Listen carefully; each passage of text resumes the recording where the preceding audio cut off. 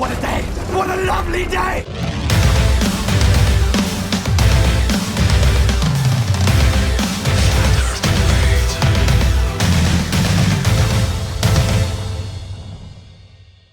Welcome to Flat Earth Debate. I'm your host, Nathan Oakley, and if you're new to this channel, or you've not done so already, be sure to subscribe and hit the bell notification icon to keep up to date with the Flat Earth Debate. If you'd like to support this channel, there is a super chat that runs alongside each of these shows while they're live, and there's also a PayPal link in the info box below the video once it's rendered. But most importantly, if you would like to join the discussion, simply mute the page you're currently watching, then click the link in the info box below this video to join the panel and express your views on the shape of the Earth. If you do join, please don't swear. If you do, you'll be ejected, and if you are, please don't try to rejoin the stream using sock accounts. You'll be warmly welcome back on the next stream. Please also share the show. Sharing the show obviously increases the live audience, but this in turn increases the chances of a more diverse panel. So please share the show. And one last time, if you're new to the channel or you've not done so already, be sure to subscribe and hit the bell notification icon to keep up to date with the Flat Earth Debate. Now we are joined by Arwin, Chocolate Sane, and Sleeping Warrior. Good to have you, gentlemen. Good afternoon. Morning, good morning. So, Good morning. let's get down to business. I don't have no time for business. What's the words? Anyway, don't matter. Housekeeping, let's go. Any signs of curvature? I like gentlemen? that song. It's a good song. No signs of curve. None. Still waiting for Travis's proof. Travis? What's Travis got to offer? Oh, that's not very Arwin, come on, man. Was that just a very poor sexist joke? Pretty much. Fair enough. Any signs of axial rotation? No. Not Well, actually, not I'm sorry. On the curvature front, these guys sent me a link to a guy named Hith talking about Soundly's picture, and that apparently is proof of bendy water. So yeah, thanks guys. He's had a haircut because I called him names, but he also wears eyeliner, so he needs to be called a little bit more names. If you're going to believe that Hith is now some kind of authority on the curvature of the Earth and he wears eyeliner, I think we have more problems than the curvature of the Earth to worry about.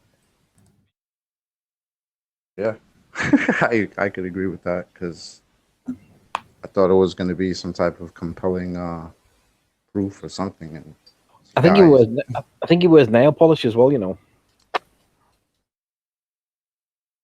I mean, you might as well. Did he have anything to offer in terms of proof of curvature, though? No. He just cited Soundly as some kind of like authority, and I'm like, Jesus, you're new to Flat Earth, aren't you?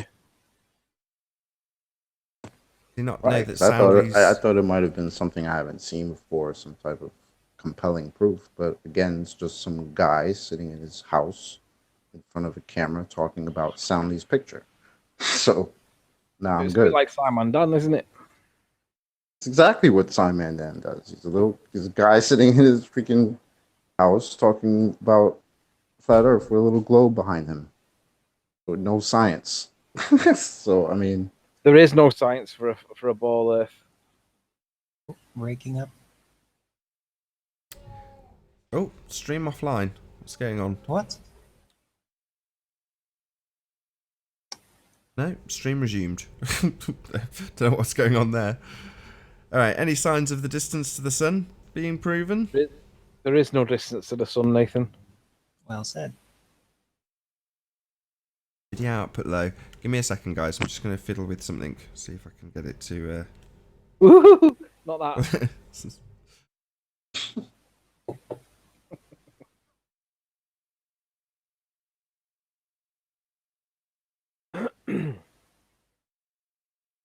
Man, YouTube is glitching all over the place. Yeah, it's terrible. Well, I'm glad I'm recording it, so if the live show is terrible, at least you can watch it on the backup channel. Right. The recording will be okay. My bad, it's just a poor signal. Looks like there's not a lot I can do about it. Yeah. Sorry to those in the live audience. What about gas pressure without a container? Any signs of that? Oh, don't be silly, Nathan. That would defy the second law of thermodynamics, entropy. You can't have gas pressure next to a vacuum of space without some kind of membrane. Don't be ridiculous. It's not even theoretically possible. Yet But the people ho- still believe it. But the whole globe Earth is based around the sphere Earth having gas pressure in a vacuum of space, though, Anthony. So how do people believe this nonsense? I don't know, Nathan. We're only the messenger. Fair enough. Believe So science. I've got a screen cap of that. Anyway, Oh, I already said whatever is out there, if there is open space out there, however big it may be, it's not going to be a vacuum, even with gravity, or however you're going to approach gravity in that sense. So, yeah, there may be thinner air. It's not going to be a vacuum, ever. Well, It's physically impossible. people still believe it. talking of believing things, Silly. any scientific evidence of gravity? Not yet. 9 pa. Still working on it. Nope.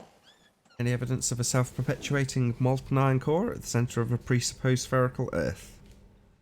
No. Yeah, at the presupposed spherical Earth, there is. No, the answer's no, Arwin. Let them say that.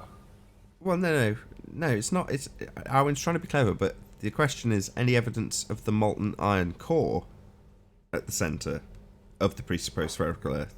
So you can't have the presupposition first. The molten iron core bit comes first. Yeah, but you're being more specific. So Nah, at I just the ordered the spherical question in Earth, the right yeah, way. Nah, it's just the question's the you're right gonna way presuppose around. a spherical Earth, then you can presuppose a molten iron core. Why not? Exactly, Arwen. Precisely. But they still claim it's true, don't they? Yeah. Well, there you go. See, we found the evidence. That's not. I Now, said this let's not yesterday. look any further. Yesterday, I explained the presupposition, and you're like, "There you go, you get it." I'm like, that doesn't mean I stand under it. It just means I understand the nonsense. Anyway, what have we not had? The presupposition itself. What about evidence of the R value? No. Well, that's the problem, isn't it? It is a problem, Arwin. A little bit. Yeah. All you can go with is what you see and what you then assume that what you're seeing is. That is a globe. So, globe of the heavens surrounding your view. So, yeah, if that is all physically literal to you, then yeah, it would be much easier to imagine the Earth being a ball in between all that. But is that real? Because you don't know what they are, the stars and the sun and the moon. It's just lights. You don't know what they are. You don't even know if they are physically, literally there, or if it's just something you see, a holographic effect. You don't know this. Can't prove it. All you can prove is that there's light and that it's being observed from exact angular positions in relation to the Earth, and that is all you know. Arwen, come on, man. You know man drove doom buggies on the moon, played golf, spoke to Richard Nixon. Come on. You know it's all true.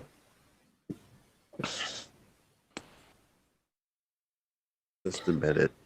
I think that pretty much concludes the housekeeping.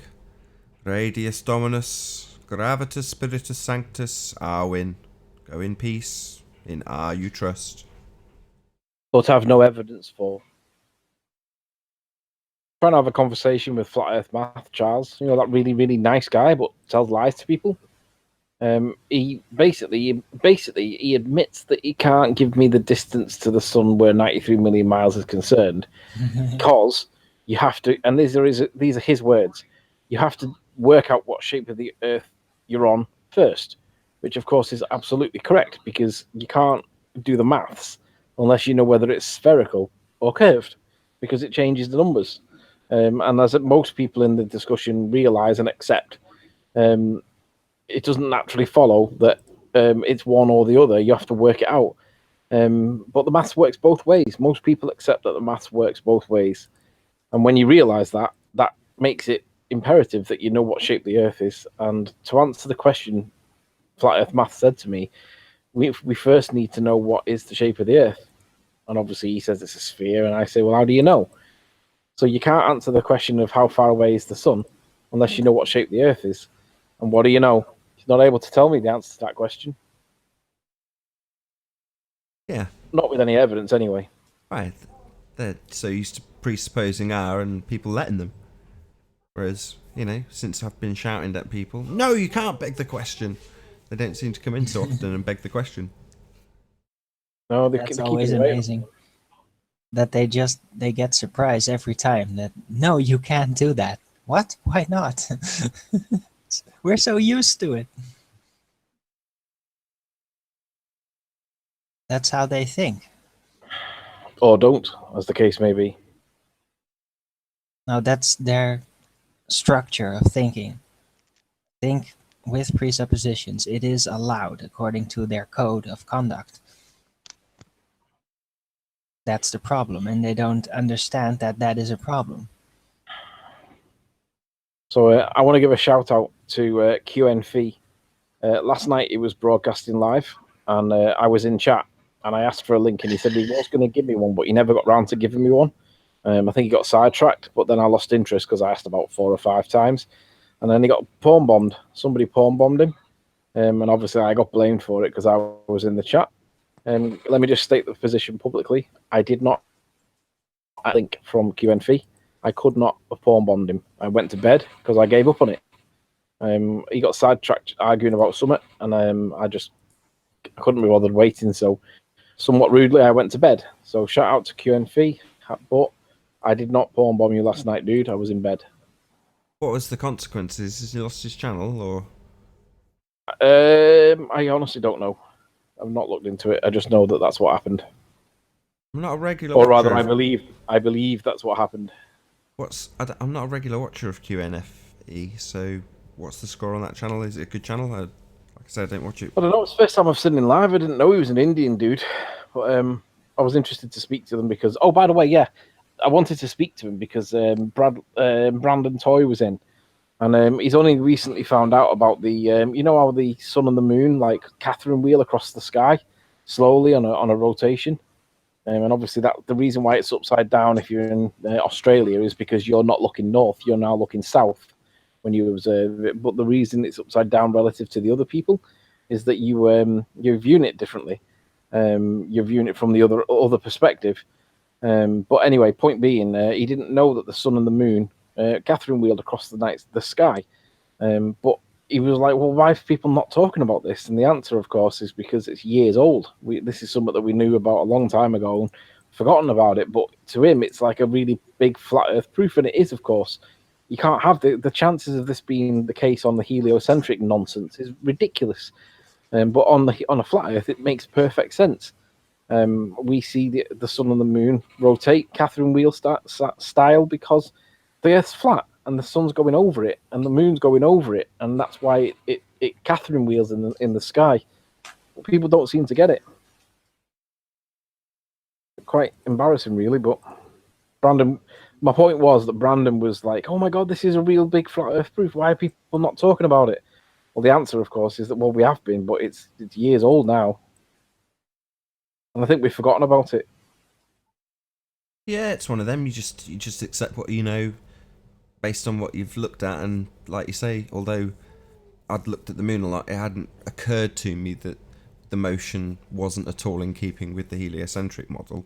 And I think it was Phuket Word that actually did it from London and then on the equator in Thailand, and just showed the difference. And he's like, look, that's going over my head. It's because I'm on the equator. I've got to turn around because it's the other side of the midpoint on the equator. So that's where they get the logical extraction of R from, isn't it? The path of the sun and the moon. So, that's all they've done. The sun moves in a circle, and now we move around the sun in a circle because we're on a sphere. It's complete nonsense. Yeah, so Brandon was basically saying, well, why are we not all talking about this? Because he obviously realises it's quite pertinent. And I agree completely. We should be reminding people that the sun and the moon, Catherine wheel across the night sky, or the sky day or night.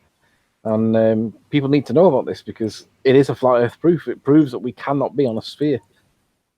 This would not happen on a sphere. It's not part of their model. It's nonsense. Yeah, indeed. Same Hello, goes hello, for the can sun you and hear the me? sunspots. If you've got a solar filter, you can watch the sun do the same thing.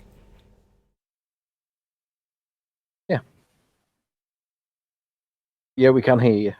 Oh, brilliant stuff. Hello, mate. It's Event Horizon here. Oh, you're talking about the moon. Very cartwheeling across soft. I the can sky. barely hear you. I'm trying to be as loud as I can, Arvin. I do apologise, mate. Can you hear me better now? Nathan might be able to turn you up a little bit. I've turned him at max. He's still very quiet. Is that any better? A little Yeah. bit. We can Yeah, hear you that's now, better. just about. Yeah, that's excellent. You're talking about the moon cartwheeling across the sky, and obviously there's quite a lot of observational evidence to support that. What about sunspots? Is there anywhere that you can point that somebody's got evidence of sunspots also doing this cartwheel? Yeah, the sun does it as well. The sun spots Catherine wheel too. Yeah, Someone was doing that is there recently. anywhere Was that you it? can point or a link or? I'm sure it was. It'll come to me. It might have been Paula that was doing it recently. Knowledge Scavenger. I'm sure she was watching the sun with a really good filter and watching Oh, the that's sunspots. sunspots all the time. Yeah, Was that it's Paula? And really it's good. exactly the same phenomena that it's cartwheeling across the sky as we would look at it over the period of the day.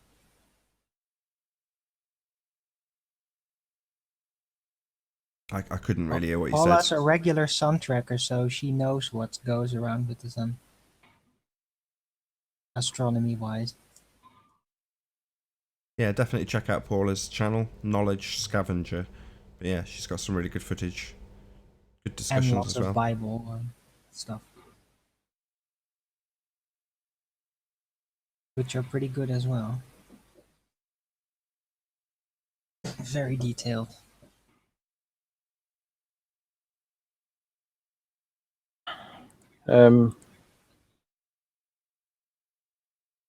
Simon Dam was under attack from what's his face, John the Morgile, on the basis that again he was doing a response video and he failed to address the points being raised, other than by just saying I don't agree with that. The pointing hand this time was Hello, Flatner. Hi. yo. Hello. Hi. Pointed hand this time was that Venus shouldn't be seen beyond sunset by much time at all. And I agree. You shouldn't see Venus on the heliocentric model much after sunset because the horizon becomes your vanishing point. And that was the point that John was asking. And he didn't answer it. He just ridiculed it. And it's like that doesn't provide the answer as in the alternative. Ian? And he pointed out that when you go onto things like timeanddate.com or whatever to watch, there's equivalents that you can go for the planets that are like time and date. And he doesn't realize that when you look onto these dates, these websites to see what time Venus is supposed to set, that's based on real world observation. That is not based on the heliocentric model. John's point is that on the heliocentric model, this is nonsense. Just because it does that on a table on real world does not mean that it's consistent with the heliocentric model. It's No, the model to that's inconsistent with the real world tables. To give the broad strokes, if you're on the sphere, Venus is behind you. It's on the other side, the daytime side of the sphere. So to see it at that time, you'd have to be looking back through the physical rock that is the globe Earth, and that's not possible. So in essence, it's an impossibility on the heliocentric sphere model to have that Venus setting that late. Chris? Speak up, Chris. Hey, Chris. Where did he go? I think he dropped. He must have technical issues. Which Chris was it? And how do they explain that? With ridicule. That's Well, all they don't. Simon Dunn did. He That's the ridiculed point. it. That's the point. Simon Dan's attempt. Someone causing feedback. Can you mute if you're not talking? Yeah. So Simon Dan's explanation was to just say, here's the observation tables that say it should be seen, and as Anthony's just pointed out, simply going to a star chart that gives you real world observational times of when it will set doesn't prove that it works in the heliocentric model, and that was Morgul's point to begin with. It just wasn't addressed. I mean, I left a comment saying I've seen the reverse from here, which is to say that according to those charts, the ones that Dan has referred to in terms of real-world observation, it says that Venus will set, this is a totally different time of the year, at about 6 a.m. Peanuts? So, Hey, about, hey, it's me. It's me. how Hi. you doing? What's up, man? How y'all doing? Not bad, not bad. Good to have you. Oh, But I've watched Venus well after 9 a.m. So sort of 7, 8, 9, 3 hours after it's supposed to have not been visible anymore, sort of just after sunrise. But there it is. You can just keep an eye on it. The cloud comes, and as long as you keep your eyes on it, you can see the cloud cover it and then uncover it, and there it still is. So, you know, I've watched it well after the times that people claim it's supposed to be there. Venus it was my favourite thing to keep an eye on because it was just fascinating. It doesn't seem to do what they say it should do. So it's very interesting if you're just getting into flat Earth and you've not really looked at the stars. Keep an eye on Venus. Yeah. Well, then what that then does is it leaves you in a position where you have to question what is Simon Dan, because he either didn't understand the point that was being made, or he understood it completely and deliberately, like a shill, presented disinformation. Now, I think we should maybe eye on the side of caution with him because we don't really know. But the point is that the guy seems to be illiterate when it comes to the science. The one thing that he's supposed to be good at, he seems to be scientifically illiterate at, which I find quite interesting given his name. I don't think he's presented a single adherence to the scientific method yet. He hasn't presented any science at all to date. No. Anyway, pseudoscience man Dan. I'm not quite sure how to take him, but there's not a lot of science from him, and on that basis, he can't go around calling himself Simon Dan when he has no science, right? It seems to be like calling yourself Prince Philip when you're not a prince. Right. Yeah, it's false advertising. Hey, Spec. Hey. Hey, guys. Good to have you. Hello. Maybe Sci just stands for science fiction. I wonder Maybe. if his first name's actually Simon, and Simon is actually a play on the word Simon. Have you asked him? Oh no, he's not going to respond to me now. Little me, I have no reputation. You Well, do, actually. When he makes it to 100,000 Not compared to subs, Simon Dan, I don't. Right on, when he makes it to 1,000, which he absolutely will, because he knows he will. How many is he on now? I like those things, those little tells that people give off when they're lying, and they just talk too much. So he was having a back and forth with me in a comment section, and he was like, "I'm going nowhere, sunshine, and when I get to 100,000 subs," I was like, "Oh yeah, I don't know if my channel will still be here tomorrow. It might get shut down. YouTube might change the rules. Everyone might fall out of favour with me. I might not get to 8,000 subs. I'd love to. I'm 100 off, and I can't wait. I hope I get to 8,000 subs, but I've got no idea where my sub count will be 6 months, 12 months from now." Dan, on the other hand, he knows he's getting to 100,000 because that's how many he's paid for. Yeah, exactly. It's a safe bet because he paid for it. It's just He must- little he must have just slowed like the a tap down. crystal ball. He must have slowed the tap down a little bit though, because he seems to have backed off a little bit now, slowing it down a little bit. You know, because he's under a bit of pressure because everybody realizes that this is not bloody right. Now I'd imagine the people that actually sell them, they want a future customer base. So you've got to think you're not just arguing with Dan, you're arguing with somebody that is potentially putting their business at risk. If we say, obviously this is fake, and they would want to at least give off the perception that their customers are getting real subs. You know, they're giving them money, but they don't want to just immediately be accused of faking it. So in many ways, I would imagine the people, whoever they may be, that are subscribing to him, if it's in career or if it's sub for sub or whatever the hell he's doing. Hi, was. I was. Hello. They're not gonna want to be accused of faking either. Whoever's faking on his behalf, whoever he's paid. So We got a full panel, so it's not in their interest to seem fake, because otherwise no one will pay for their services in the future, right? Well, be interesting to see whether he survives. Because without any science to be presenting with for your arguments for why we live on a sphere, you can't really call yourself Simon Dan. Seems a little bit of a paradox. Well, the other thing he might want to look into is the YouTube purge. So the YouTube algorithm gets ever smarter, figuring out how to wipe out fake subs. So, obviously, the people who sell subs want to get around the YouTube algorithm, and they've got more and more complicated in terms of how they fake sub people's accounts when you pay for them. But YouTube will eventually figure it out and wipe out those subs. It happens all the time. People will be bitching and moaning about losing a few thousand subs, and it's like, those are probably the subs you paid for when you first opened your account. Now they've just wiped them out because they're not real subs. And YouTube don't want people to have fake subs on their account. They want people to have genuine accounts. And if this goes right up to the top, I can't remember who it was. There was a famous YouTuber who was like top 10 trending all the time. And suddenly YouTube purge wiped out like a quarter of his subs, and it was into the millions. Just crazy numbers of people just wiped out. Now, it wasn't necessarily the case that that person was buying subs themselves, but their fan base was buying subs. And I discussed this with Patricia, this is probably a year ago, and she was saying, yeah, there's a whole group, a subcategory of people that aren't interested in the content. They're interested in watching the popularity on Social Blade. So they'll track their favourite YouTubers and sometimes even buy them subscribers. You're like, wow, what an outrage.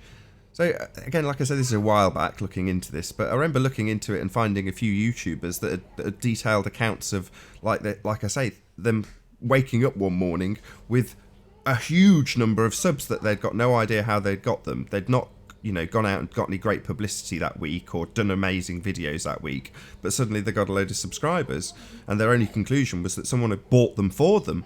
And you go, well, that obviously does happen, and YouTube still catch up with them. They still wipe them out. I haven't heard of Eric Dubay for ages. Say again? I haven't heard of Eric Dubay for ages. Heard of Eric Dubay? I'm joking. Oh, it doesn't matter, Nathan. Go back to sleep on that one. Okay, fair enough. I have no idea what that reference is. I don't keep up to date with Eric Dubay anymore. Have you guys ever considered the psychological impacts of having subscribers? Not really. Well, if you think about it, it could be considered like social engineering. Because, well, have you ever heard of sesame currency? Say that again. Sesame currency? Yeah. No, that's a new one on me.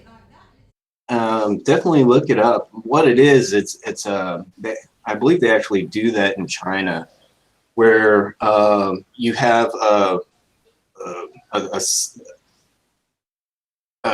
currency based on you. And if you take out your garbage on time and bring it in on time, then you get points. And it's a basis for the government to give you certain privileges. So if you have a poorer currency level, then you may have to take the longer line at the DMV or at the State Department or whatever you need to do. You mean social status? Yes, Yeah, but that sounds like a social credit score. That is the social status.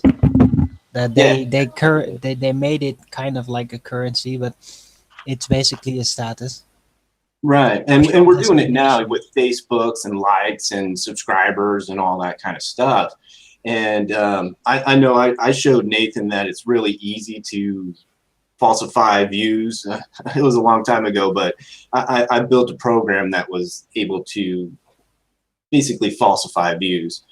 And if you think about it, let's pretend that you're Joe Schmo YouTuber and you get these subscribers, and then all of a sudden you lose a bunch of subscribers. So you go and do your research and you're like, oh, well, this was the show where I said, something about gay people or whatever. I'm not going to do that anymore. And then, you get some subscribers back. And you can see how that kind of influences, what actually gets presented. I think that would only apply though if you've got vanity. Most people, apart from maybe Nathan or whatever, Nathan's got vanity. Nathan does want his channel to grow. I'm not really interested in my channel growing. I'm more interested in the word getting out. But if you have that vanity, then yeah, it would affect you. But if you don't have that vanity, then it isn't going to affect you. How many Don't people call it have got the vanity? Vanity sounds really Everyone. detrimental. A desire to succeed on YouTube isn't vanity. That's just a desire to succeed in whatever I'm endeavouring to do at the time. So it wouldn't matter what career or what career path I chose. I want to do the best at it. And in the case of YouTube, the idea of fake subs really intrigued me. I mean, as Spec said about 12 months ago, mainly because Patricia was intrigued about it and she was constantly asking questions, and I'd got a vague idea at the time. So of course I and Spec all went down the same path and started looking at all this stuff. So when Simon Dan comes on the scene, none of this is new. It didn't require any investigation by me whatsoever to immediately go, yeah, total faker, blatantly obvious. Now to me it's blatantly obvious, to Spec it's blatantly obvious. She's not here, but I'm sure if Patricia is on the panel, I'm sure she won't mind me speaking for her. It would be blatantly obvious to her. That's why her and Mark were joking about it the other night, I noticed on their show. And that's because Patricia knows immediately it's a faker. So she's got no hesitation about discussing it openly. She's not thinking, oh no, what if this comes back on me because he's not a faker? Because he is. It's blatantly bloody obvious. But the point is that Patricia and I, the one thing, well, both things that we've got in common is that we hate fake subs. It just annoys us because we're both hard-working YouTubers. And secondly, we want to see a genuine audience watching our stuff. So, you know, it's always been a bugbear of mine that she's doing better than me. But on the other hand, that's good competition. You want genuine competition to make your product better, and in this case it's YouTube videos. This right now that the audience is watching, all 172 people, that's genuine. There's real people watching, arguing in the chat because I've built up an audience. Now if you fake that, you've then got two choices. If you buy a load of subs, you've then got to either fake the live views or fake the whatever the view count after it's rendered's called, the just normal video views. So you're just in a trap of having to fake it. Now, recent research since Simon Dan, i.e. what I've done in the aftermath of him faking his views and subs, is had a look at what the current state of affairs is in terms of the YouTube algorithm. And it would seem that, again, YouTube are perfectly well aware of who's faking it and who aren't, and they push them right down the listings. So you end up with Dan being at page 5. People don't look past page 1 when they search for something. People are bloody lazy. You know, Google know it, YouTube know it. So being on page 5 means that he's obviously not as popular as the million views on a certain video about a gate would suggest. Now, if that was as popular as it seems, then he'd be on page 1 with Vice and ABC and BBC. That's why I use those examples. I mean, since then we've had other people. Leeds Rules did a couple of really cracking videos on it, just highlighting the stats by comparison to people in this small corner of the internet. And again, Anthony and I were discussing this morning and saying the problem is he's probably, when he's decided how many subs he wants, he's looked at other people who are in the heliocentric realm of YouTube. And in that realm of YouTube, 100,000 subs is nothing. You know, I've seen people who've made 2 videos about how cool it is that we went to the moon, and they've got 100,000 subs and a couple of reasonably good videos. So that's probably what he's looked at, not realising that this is flat Earth, a tiny corner of the internet, and he's not in that tiny corner. He's in a subgenre of that tiny corner. He's in anti-flat Earth. So when you compare him to people like Sly Sparkane, Sean Hufford, Reg Rhetoric, you know, the distance between them is just ludicrous. And to even think for 1 second that he would be comparable. Now, I've got, you know, Reg Rhetoric, fellow YouTuber, don't get me wrong, we have our back and forth. But ultimately speaking, he's just another fellow YouTuber who's building up his channel. And by comparison to fake Subman Dan, he looks like he's never done a damn thing. Now, in reality, Reg Rhetoric's got a stonking channel for the genre he's in, anti-flat Earth. You know, that he's probably, I'm sure there are more subscribed to people than Reg Rhetoric, but he's very active in anti-flat Earth and has built up a channel doing exactly that. Dan hasn't. You know, it's just as simple as that.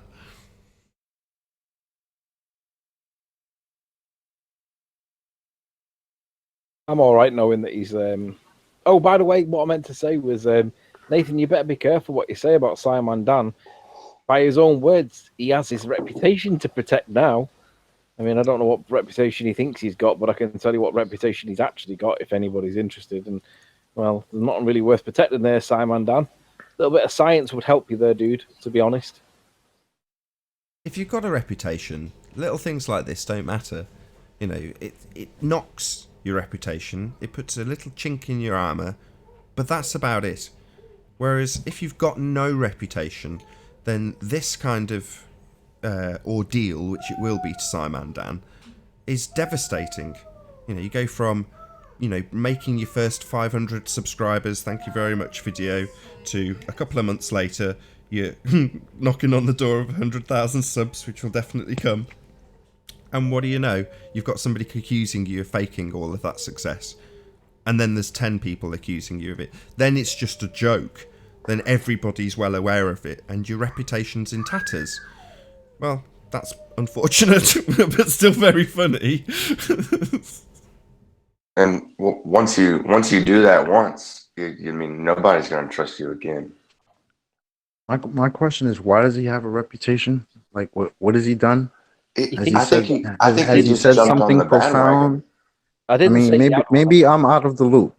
Has he said something profound that, you know, proves something? I mean, what is his deal? No, he doesn't have a reputation. That's the point. Right. he thinks Okay. he has a Thank you. reputation that he wants to, quote, protect, but we all know that he doesn't really. Yeah, if you had one, But you like, would. but I'm saying, like, he actually made that statement, like he has to protect his reputation. Yeah. That's Yeah, what he it's said because to he's leave the room. convincing himself. You know, people lie to themselves as much as they'll lie to their audience. Well, Dan is literally deluding himself into thinking he's as popular as Mark Sargent. The only comparable chart was Mark Sargent in terms of the end figures. And when Leeds Rules did it, I haven't got the video to bring up, but yeah, when Leeds Rules made the comparison, the difference is that you actually, if you had Sly Sparkane and Sean Hufford talking about what Mark Sargent had done, there wouldn't be a hesitation. They wouldn't have to confirm that they knew who they were talking about. They'd instantaneously know, probably just by saying Mark. Oh, well, Mark made another video about the dome. And they'd instantly know who was being talked about. Whereas in reality, when they talk about people like Simon Dan, it's who's Simon Dan? Because no one knows who the hell he is. Because he hasn't got a reputation. He hasn't done anything. And this is the point where we need to mention Ute. Ute's done a remix of Ranty's video, which is basically Sean Hufford telling or introducing Simon Dan to Sly Sparkane, and Sly Sparkane's real reaction was "Ooh," which is the way that everybody would when you don't know who's being spoke about. But it's just the way it was done that he just put a backing track on it. So Sean saying Simon Dan, and Sean and Sly saying "Ooh." Simon Dan, ooh, Simon Dan, that? ooh, and it's on YouTube's channel. If you've not seen it, go and watch it. It's funny as hell. Yeah. Brilliant. That was So pretty massive funny. shout outs Props to you. to you. Yeah. Well, I think Simon Dan got enough attention on this channel. Yeah, the guy's not who he thinks he is. I don't know who he thinks he is, but I know who he's not. Right. Thinks he's the science man. I just can't. Guy. I can't stand that. I can't stand that fake laugh that he does. It's so fake. How he throws his head back. Oh man. And that haircut. Well, what's funny about the guy is that he actually thinks he's got a reputation. I don't know why he thinks that, but also that he well, what was I going to say now?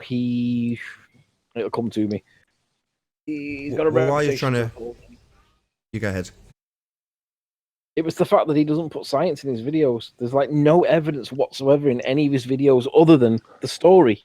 So it's like, you should be called Rhetoric Man. I was going to say, I don't mind giving this attention on account of the fact that his whole channel is based on ridiculing flat earthers with non-information, and this isn't non-information. You know, this is the reality that Dan is faced with. So he's alongside, shoulder to shoulder, with Sly Sparkane and his couple of thousand subscribers, and he's shoulder to shoulder with Red Rhetoric, knocking on 20,000 subscribers. And where's Simon Dan in the pile? Well, he's the king of all these guys. You know, he's the man. So anybody who's got any disillusions about what's going on here. Simon Dan is the king of you lot because he's outperforming all of you. Now, in reality, I know he's not outperforming Sly Sparkane. I know he's not outperforming Charles, who hardly makes any videos. You know, we all know he's not outperforming these guys. But they've now got themselves in a tricky position. Do you concede that Simon Dan is miles better than all of you after no time at all at what you do?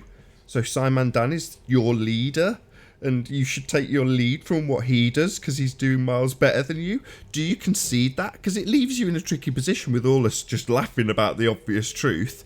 But what do these guys do? Because the truth is laughable. So do they scorn Dan or support Dan when we're all laughing about him? It's like, oh, what do you do, guys? You're going to say, yeah. I get a few comments from trolls. Hey, Simon Dan's got, hey, shout out to, I can't read that text on that colour. Sin something or other. Thank you very much for the super chat. But yeah, what do you do in that position? Do you support the guy that makes you look bad in terms of how pathetic your views and subs are? And go, yeah, Simon Dan's really good. Really? Is he? He's better than you, is he? By about a factor of 10? Okay. Why isn't he doing this live show and faking the fraudio guy stuff? Yeah, we need to call on Sean Hufford. Get him in as the wolf on Pulp Fiction to sort it all out for them. It is quite a pickle. Well, Sean was crediting him, saying, "Oh yeah, he's so great. I love that video on the gate." You want to hear what he said? It was ridiculous. He said about that gate video. He says, "Good job, man. That was a great video." And we're like, and I'm like, "What the hell are you talking about?" So they're all patting each other on the back, lying for each other, deceiving all of us, and creating fake subs in some kind of. It's ridiculous why people don't look at this and just turn away completely and start actually listening to truth, which is where we are and what we're trying to point out. These fake subs and geo whisperers and whatnot. It's ridiculous. It's ridiculous. It's laughable. I think that Geo Whisperers one's going to do so much long-term damage. It's just ridiculous that they can even like put up with it. But where is Geo? Is he on hiatus? Well, he's been whispered away. He's keeping it low key right now. Yeah, he's very been whispered away. Yeah. Oh, that's smart, I guess. His silence says a lot, though. Yeah, It Geo. does. Why aren't you defending this crap? You've been coached by Soundly and it's blatantly obvious to everybody. Why aren't you still on the mic defending your position? Well, Riley's there. He was the one on the other end of the hangout. So where's Geo defending his position? He's not anywhere, but it was their conversation. It was Riley's and Geo's conversation. And Riley's here, he's standing here and he's asking all the questions and putting everything out. Geo disappeared.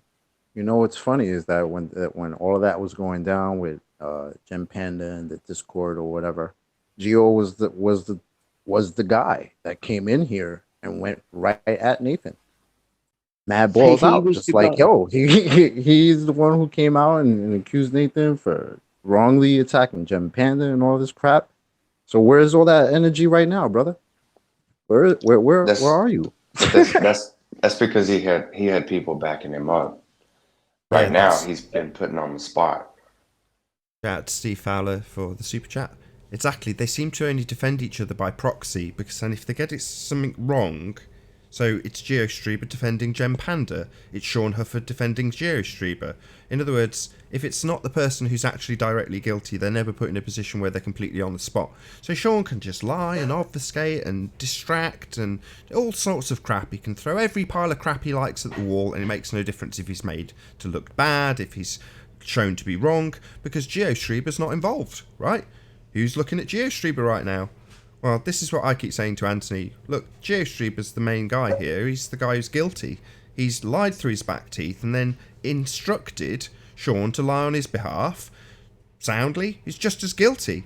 You know, he's absolutely audacious in what he claims. So if you were to play the clip of Anthony talking to GeoStreamer with the Geo Whisperer in the background, you'd actually hear a contemporaneous conversation between GeoStreamer and Soundly. Soundly says, it sounds like I'm coaching Anthony, ha ha ha, because he knows full well he's lying through the... without getting too sweary, he's lying. Yeah. Yeah. And the more we play it, the more it might bug people in chat. But we have to point out not so much the original offence. I mean, yeah, GeoStreamer did do this. Soundly did do this. But this is what we're playing with. These guys are liars, and they will lie through their teeth. They will literally lie to your face. And then call us all the names under the sun. Exactly. It's housekeeping. Any evidence of GeoStreamer? Yeah. It's a good point, though. No That's evidence funny. of That's geospatial. actually a good one. Was it Is there any Physics evidence of Warrior? GeoStreamer? Yeah, I like it. Was it you, Physics Warrior, that came up with that? Because it is a very good point. He was attacking me It's vehemently Event over Gen Horizon. Panda. No, it was me. No, Was it you, sorry, buddy. I Chocolate? do apologise. No, that's all right. So yeah, it's Nah, a it's- very good point. You know, he was absolutely guns blazing when it came to defending Gen Panda, but when it comes to defending himself, he's nowhere to be seen. What the hell? What gives? Yeah, I just remembered how he came in and he was so hard and attacking you, like, oh, you got to take that down and all this crap that he was talking about. And I'm like, wait a minute, you're being accused of being a liar right now, and you've completely disappeared. Where are you? Shouldn't you be all over the place, like trying to prove to people that you're not a liar, that Riley was wrong, and where? I mean, you just disappear into the night and let your boys Soundly and Audio Guy hold the fort for you. I don't know, man. It's really suspect. Yeah, let's be honest as well. It doesn't really matter. You don't even really need the audio analysis to work out what's going on. It's blatantly No, you obvious don't. there is a coherent back and forth. That's the worst part, is that you don't need it, but we have it anyway. Yeah, That's the worst part. Yeah, Has we have it to anybody show. noticed any other hangouts where they've been cheating and having contemporaneous conversations in the background, or is it just this one? Well, they do Anyone it all the know? time, but we've never I had bet the you, evidence. I bet you they do it all the time. You can But hear we haven't caught 'em. sounds.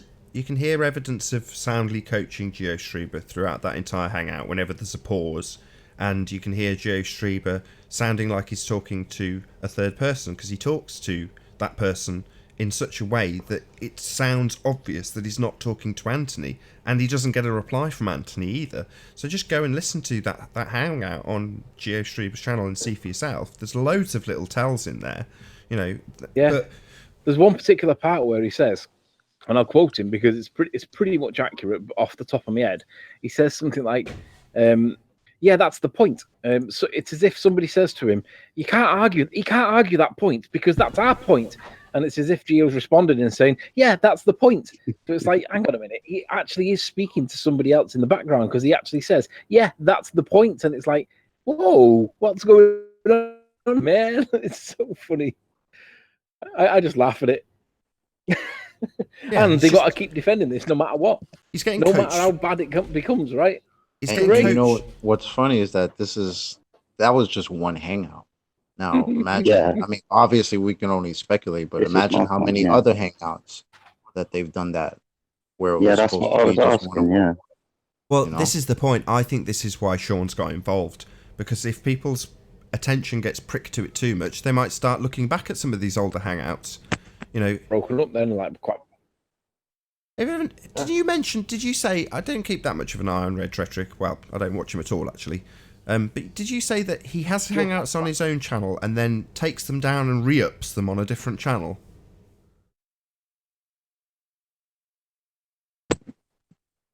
Sure, I don't know. I Falling don't on watch Red totally Rhetoric. deaf ears. No? Is that not the case? I honestly don't watch his channel. I don't either. I'm just sure. I thought it was you, Anthony, that had mentioned that he takes his videos down after he streamed them and then So- re-ups them. To. Say again? Riley, you're breaking I up. think your connection's dying, Anthony. I'm sorry, Nathan. I can't hear what you're saying. So, for some reason, you're breaking up, and I don't know why. I said, did you say that Red Rhetoric takes his hangouts off his main channel, makes them private, and then re-ups them onto a different channel? Yeah, he puts them on the Redshift, but he's never uploaded my hangout that I had with him, and it's because I got him cornered on a couple of points that he wasn't familiar with, and he's never uploaded it. So shout out to Red's Rhetoric for hiding the hangout where you got dicked, and that was me when I was right new in this hangout on YouTube. Yeah, shout out retracted. Yeah, Yeah, well done. Took the words out of my mouth. Shout out retracted.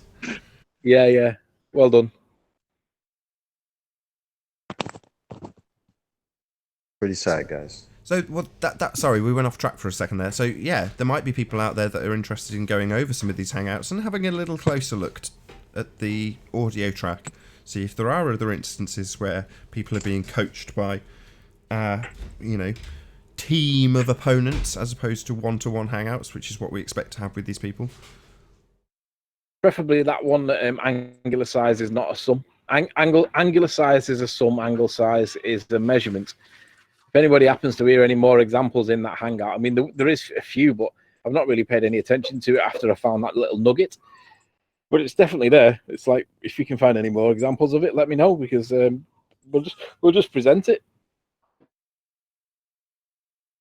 So let me ask you guys this. I'll play devil's advocate here, though. Did any of you guys see the Red's Rhetoric versus Jeranism on non-secular? Yeah, Saw that. Would you not say that it would have been helpful if maybe someone had Jaren's ear in that debate? Well, no, because Jeren was trolling them. What they call a bad hangout or a bad representation by Jeren was actually Jeren deliberately not giving any model, which is what they wanted him to do, and he wasn't doing it. So he was trolling them, but they didn't realize he was trolling them. So props for Jeren for doing that. But yeah, you could argue that somebody should have been in his ear, but I think he was trolling them on that occasion.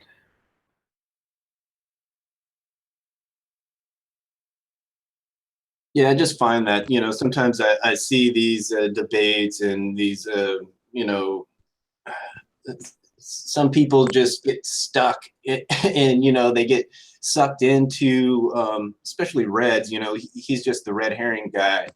And I'm just like, damn it, dude, stay on point, and it's, sometimes I wish that, there was some form of coaching or because that was totally unfair. I mean, they weren't taking flat Earth comments and questions to the panel like they would take only globe. You know what I mean? So sometimes I think that I can kind of understand why the dude would need coaching, but some of us need coaching too.